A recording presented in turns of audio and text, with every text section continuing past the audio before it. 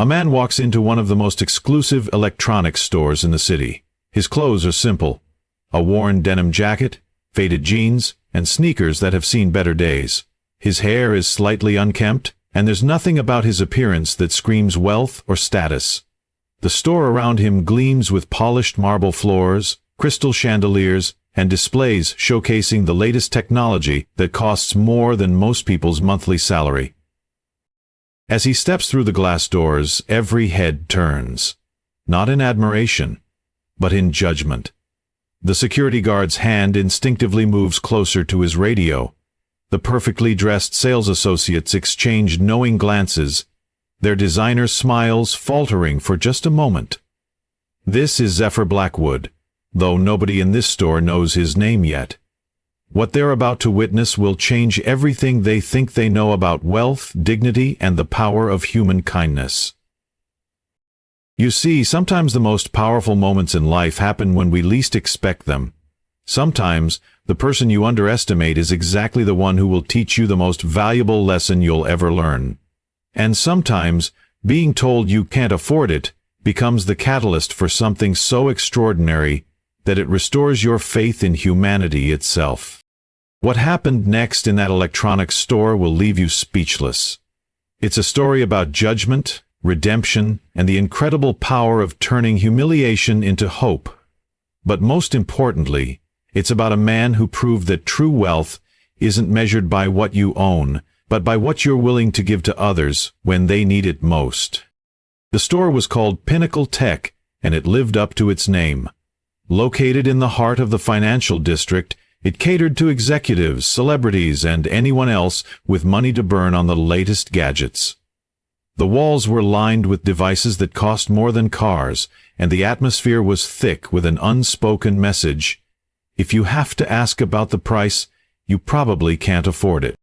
Zephyr moved slowly through the aisles, his weathered hands occasionally touching the sleek surfaces of tablets and smartphones.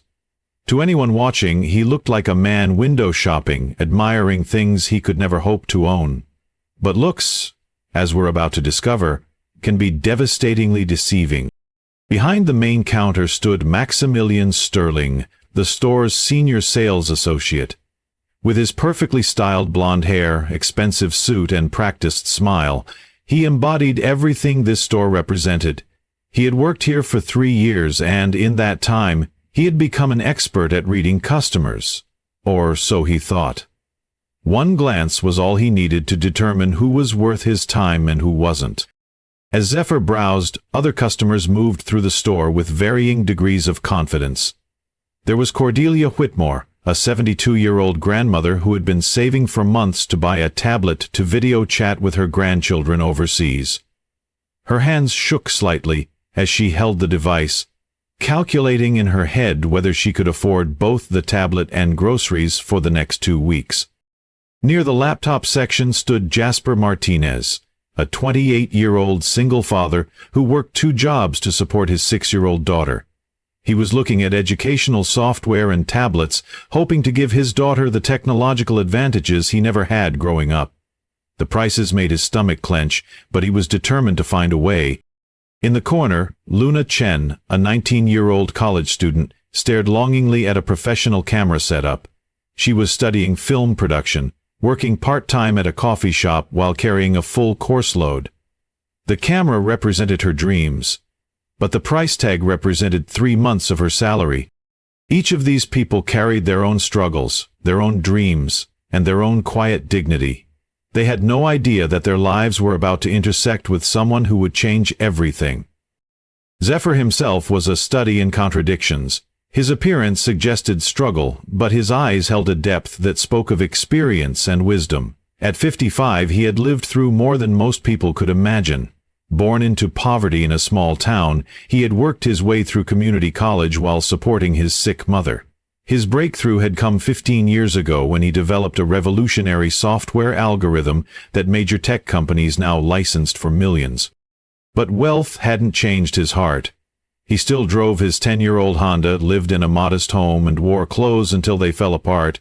His fortune was spent on scholarships, community programs, and helping people who reminded him of where he came from. He had come to the store today for one simple reason: to buy his 19-year-old niece, who was starting her first year at MIT, the best laptop money could buy. Zephyr approached the laptop section with quiet determination. He had done his research and knew exactly what he wanted: the top-of-the-line model with all the accessories his niece would need for her engineering studies. It would cost nearly $8,000, but she was worth every penny. Maximilian noticed the simple-dressed man approaching his section and felt a familiar wave of annoyance. These people wasted his time, asked endless questions about products they could never afford, and ultimately bought nothing.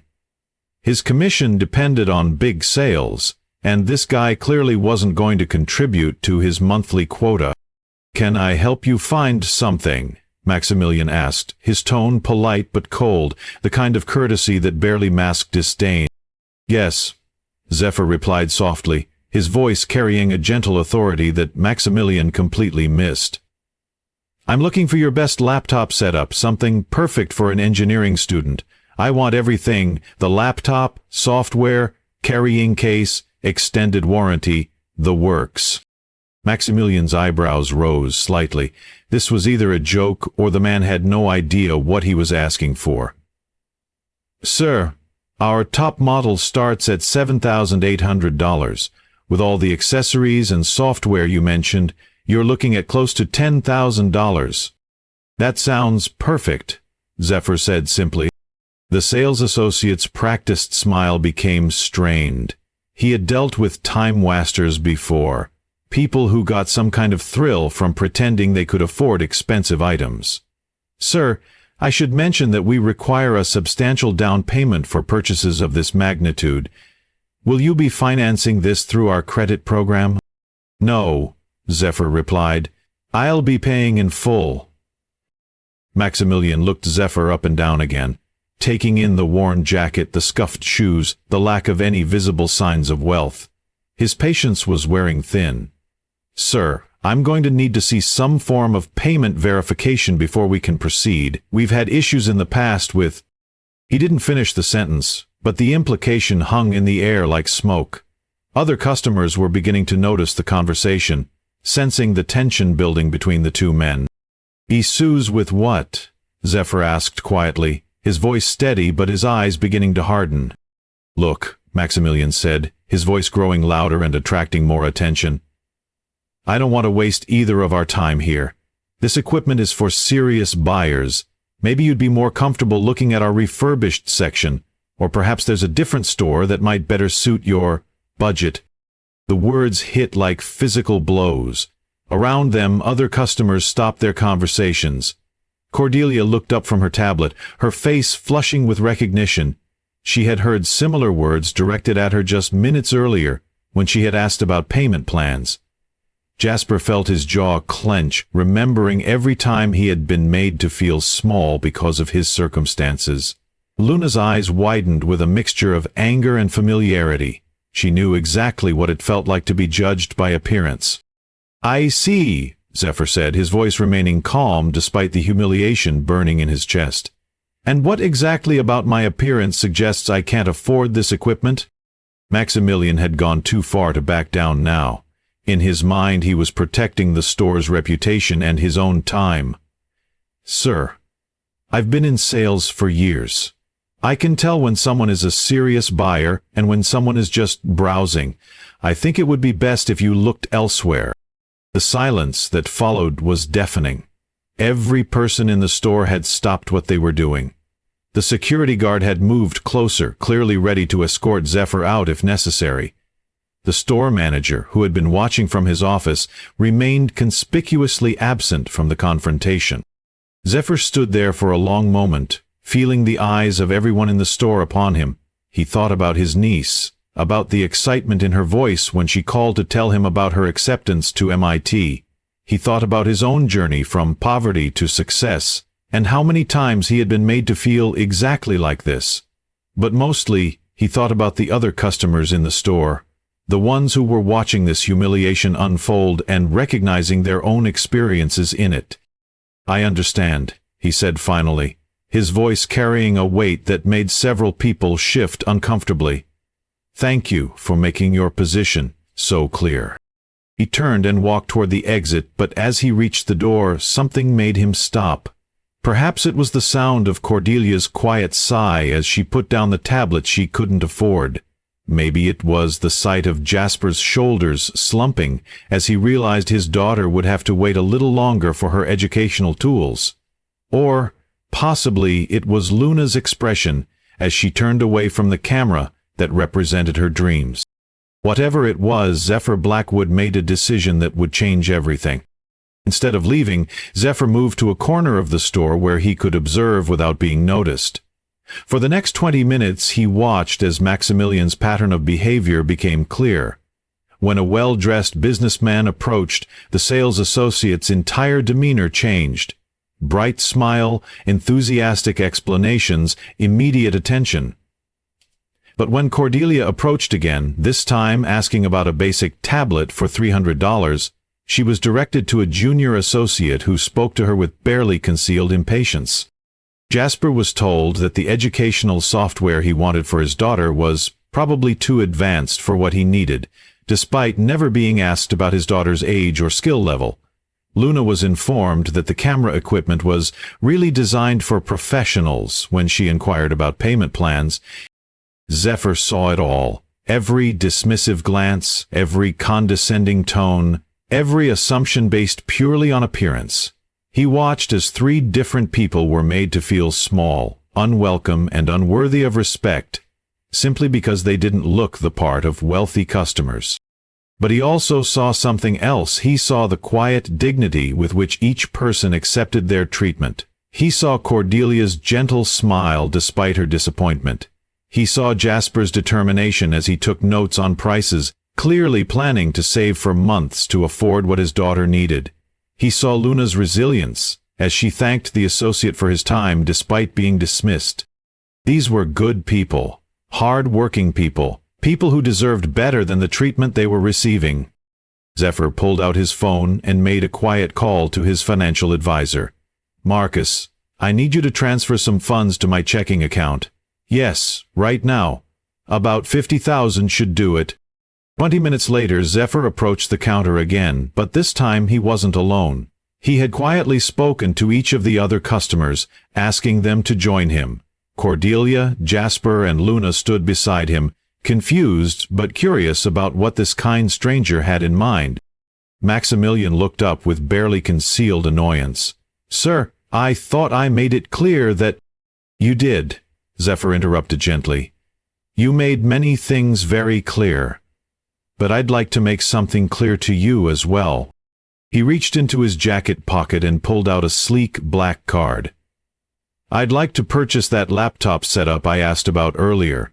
The full package, $10,000. But I'd also like to purchase the tablet Mrs. Whitmore was looking at, the educational software and tablet Mr. Martinez needs for his daughter, and the camera equipment Miss Chen was interested in." Maximilian stared at the card, recognition dawning slowly.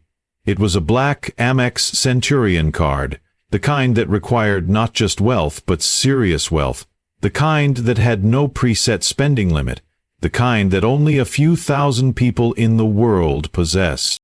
I don't understand," Maximilian stammered. "It's quite simple," Zephyr said, his voice carrying a quiet authority that filled the suddenly silent store. "These 3 people came here today as customers. They were treated as nuisances. They were judged, dismissed, and made to feel unwelcome based solely on their appearance. Just as I was." The store had fallen completely silent. Even customers who had been browsing in other sections had drifted over, sensing that something significant was happening. "Mrs. Whitmore," Zephyr continued, turning to Cordelia, "you mentioned wanting to video chat with your grandchildren. That tablet will help you stay connected with them, and you shouldn't have to choose between that connection and groceries." Tears began forming in Cordelia's eyes. "Sir, I couldn't possibly—" "You're not taking charity," Zephyr said gently. "You're accepting respect. The respect you should have received from the moment you walked in here." He turned to Jasper. "Mr. Martinez, Your daughter deserves every educational advantage we can give her. That software and tablet will help her learn and grow. No child should have to wait for her father to work 3 jobs just to afford the tools she needs to succeed. Jasper's voice was thick with emotion. I don't even know your name. Zephyr Blackwood, he replied with a smile, and what matters isn't my name, but that your daughter gets what she needs to thrive. Finally, he addressed Luna. Ms. Chen, dreams shouldn't be put on hold because of finances. That camera equipment will help you build the career you're working so hard for. Consider it an investment in the future films you'll create. Luna was openly crying now. This isn't real. Things like this don't happen to people like me. They should, Zephyr said simply. They should happen more often. Maximilian stood frozen, the black card in his trembling hand, staring at Zephyr as if seeing him for the first time.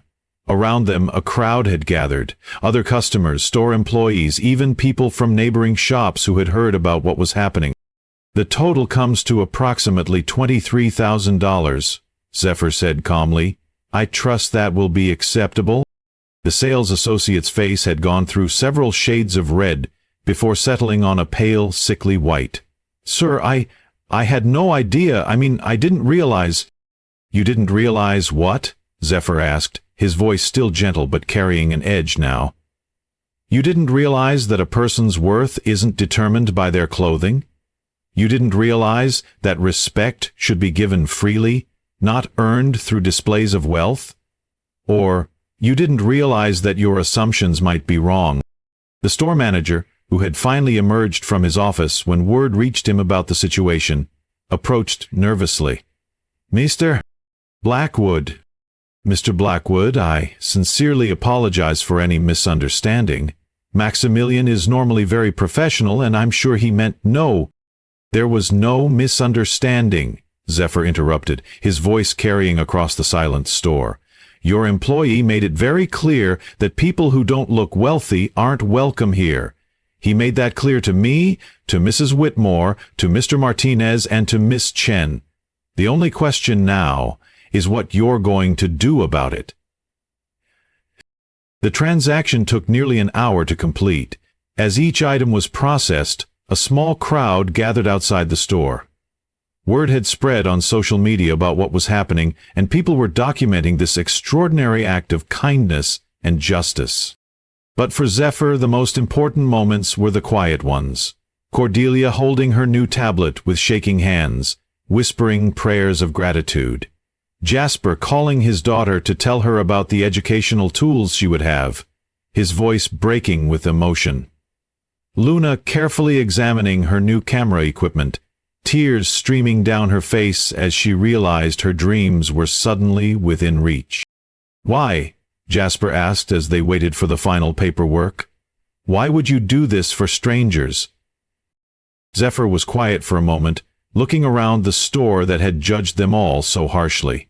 Because 15 years ago, I was sleeping in my car while I worked on a software project that would eventually make me wealthy. I went weeks wearing the same clothes, eating 1 meal a day, looking exactly like someone who couldn't afford anything. He paused, his eyes distant with memory. I was thrown out of stores, ignored by salespeople, made to feel like I didn't belong anywhere. I promised myself that if I ever had the chance to change that experience for someone else, I would. But why all of us? Luna asked. You could have just bought your laptop and left. Because treating one person with dignity while others are still being disrespected isn't enough, Zephyr replied. Change happens when we refuse to accept the status quo, when we demand better for everyone, not just ourselves. The store manager had been listening to this conversation, and when the transactions were finally complete, he approached Zephyr again. Mr. Blackwood, I want you to know that we'll be implementing new training programs for all our staff. This will never happen again. I hope not, Zephyr said. But more importantly, I hope you understand that every person who walks through your doors deserves respect, regardless of how they look or what you think they can afford. Customer service isn't about serving customers who look like they have money. It's about serving all customers with dignity. As they prepared to leave, Maximilian approached hesitantly. The arrogant sales associate from an hour ago was gone, replaced by someone who looked genuinely shaken by what he had witnessed. "Mr. Blackwood," he said quietly, "I owe you an apology. I owe all of you an apology. There's no excuse for how I treated you." Zephyr studied the younger man's face carefully.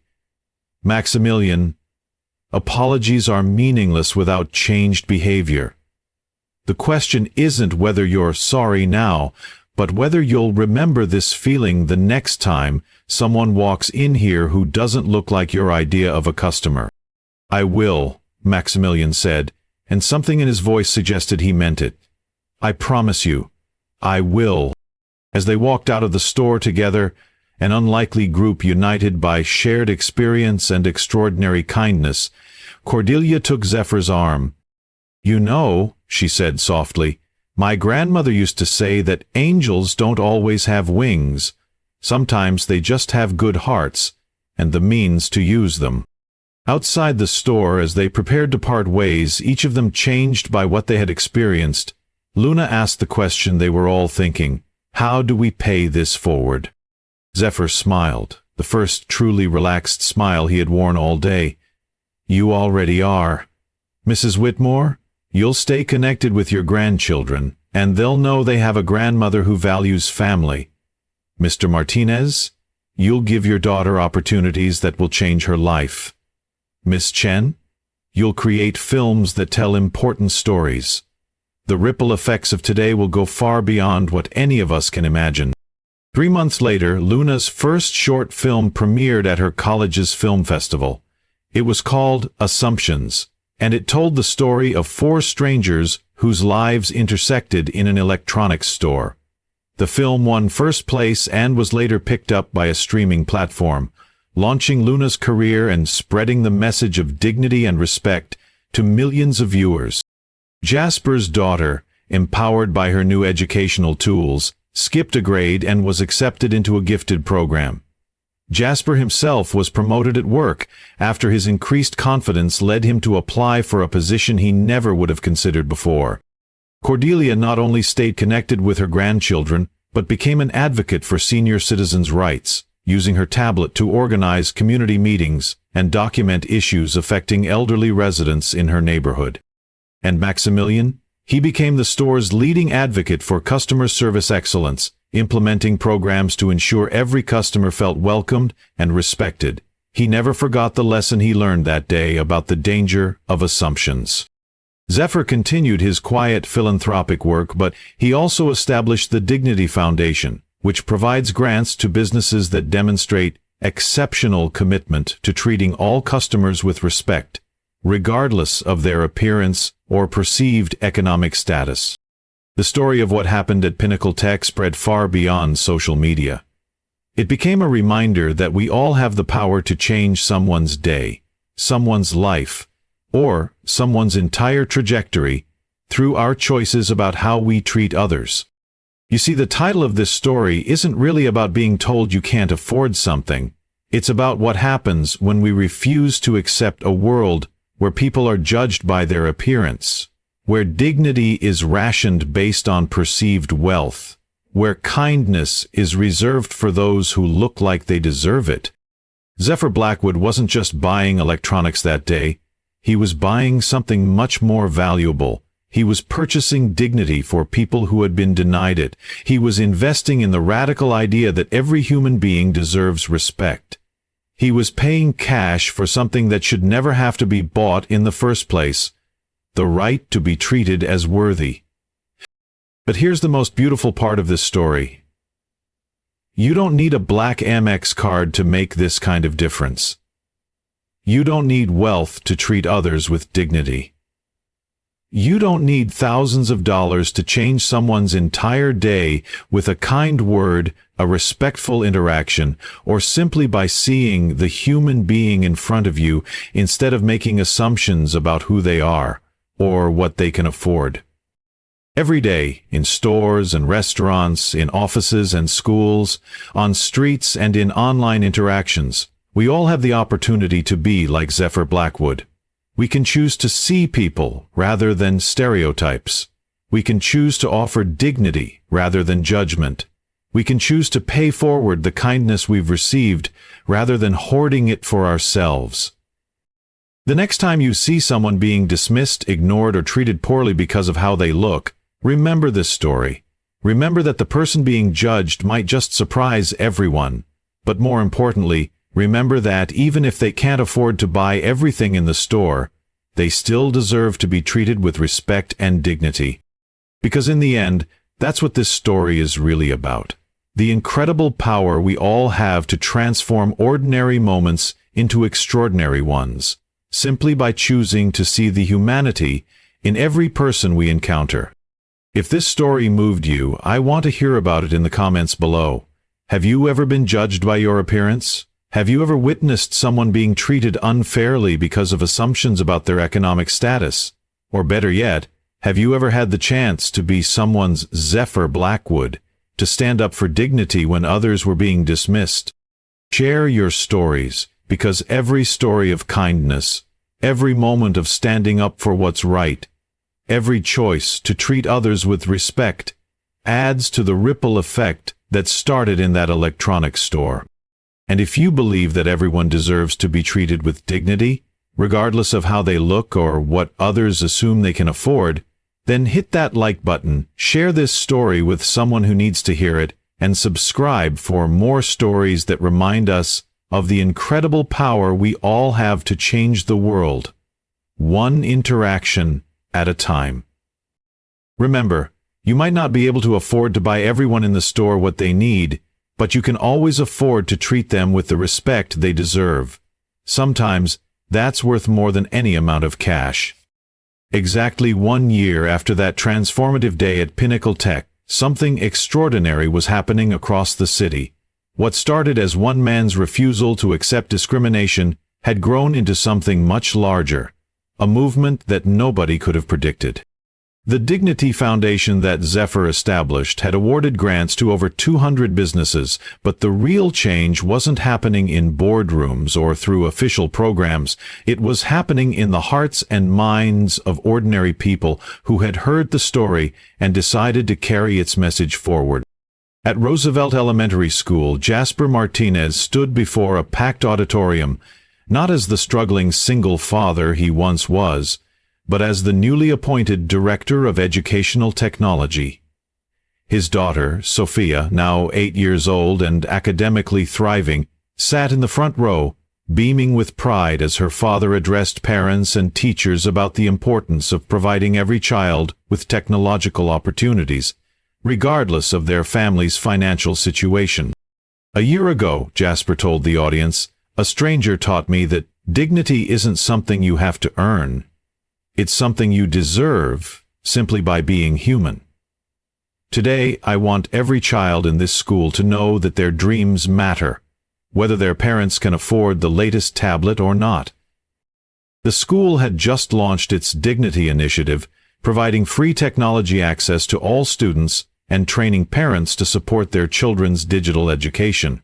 It was funded entirely by community donations, inspired by Zephyr's example. Across town, at Metro Community College, Luna Chen was screening her latest documentary, The Price of Assumptions, to an audience of social work students. The film explored how unconscious bias affects customer service, healthcare, education, and employment opportunities. What made it particularly powerful was that Luna had convinced Maximilian Sterling to appear in the film, sharing his own transformation from someone who judged by appearances to someone who actively fought against such discrimination. "The hardest part," Maximilian explained to the camera, "wasn't admitting I was wrong about Mr. Blackwood. It was realizing how many other people I had probably misjudged throughout my career. How many opportunities for connection, for learning, for growth I had missed because I thought I could determine someone's worth by looking at their clothes." Now, working as a diversity and inclusion trainer for retail companies, Maximilian had developed workshops that were being implemented in stores nationwide. His transformation had become almost as famous as Zephyr's original act of kindness. Meanwhile, Cordelia Whitmore had become something of a local celebrity. Her video calls with her grandchildren had evolved into a weekly online show called Grandma Cordelia's Wisdom Hour, where she shared life lessons and interviewed other seniors about their experiences with ageism and discrimination. Her tablet, the one Zephyr had purchased for her, had become a tool for advocacy that reached thousands of viewers each week. "That young man didn't just buy me a tablet," she would often say during interviews. "He bought me back my voice. He reminded me that being 72 doesn't mean I don't have something valuable to contribute to the world." But perhaps the most remarkable change was happening at Pinnacle Tech itself. The store had become a model for inclusive customer service, with employees from other businesses visiting to learn their new approaches. Sales had actually increased dramatically once word spread about their commitment to treating every customer with respect. The store manager, who had initially been nowhere to be found during the confrontation, had implemented Zephyr Blackwood training for all new employees, role-playing exercises that helped staff recognize and overcome their unconscious biases. What started as one man refusing to accept "you can't afford it" had become a testament to the truth that dignity, respect, and kindness are things everyone can afford to give, and things that multiply when shared freely with others.